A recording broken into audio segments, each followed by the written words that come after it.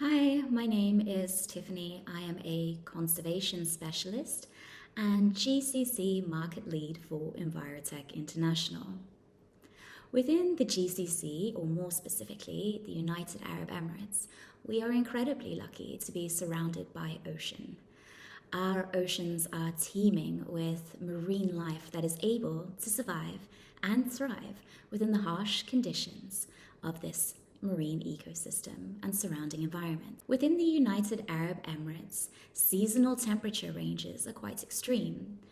The sea surface temperature of the ocean can be as cool as 16 degrees Celsius in winter and as warm as 36 in the summer. As a result of these conditions that characterize the region, many marine ecosystems, as well as the variety of species that inhabit them, have had to adapt to be able to survive within this climate. One of the most important aspects of looking after our unique marine ecosystems within the United Arab Emirates is focused on restoration and conservation measures. So within these extreme environments, it's very important that when bleaching events occur with our corals, for example, we are ready and prepared to initiate conservation projects that will restore our reef beds to close to their prehistoric state.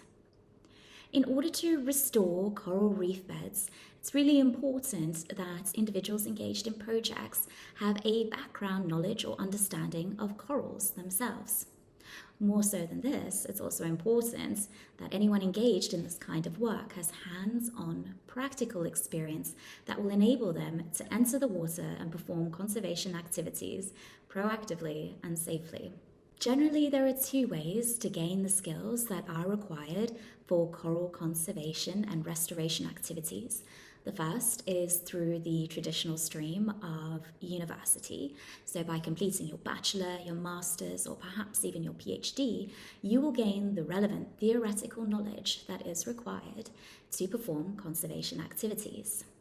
Understandably, though, these pathways often take extended periods of time, so many individuals that are involved in the conservation and restoration sector will gain their hands-on practical experience through work placements. But as we know, it's quite difficult to find placement on conservation projects without having pre-existing experience. So what then is the best way to gain the experience you need for a conservation career? This is where vet education is quite unique. So vet or vocational education and training programs are designed to run for 1 year to 2 years, bridging the gap between high school and university. More so than the decreased time that it takes to complete these accreditations, they're highly specialized and focused. So for example, if you have a look at a vet accreditation like the Marine Habitat Conservation and Restoration Program, this course is specifically designed around coastal ecosystems. So that includes the ocean, as well as the beaches and the coastal dunes, providing all the theoretical knowledge that is required to embrace conservation projects.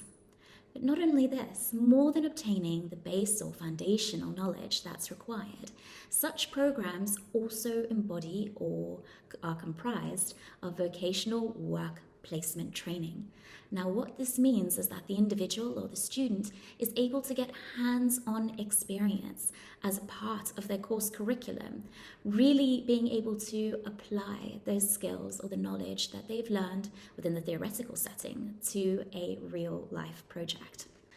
As our climates continue to change and the impacts of global warming are more heavily felt, it's more important now than ever before to train the next generation of ocean ambassadors, the individuals that are going to be responsible for caring for our oceans, for helping to restore balance within our marine ecosystems.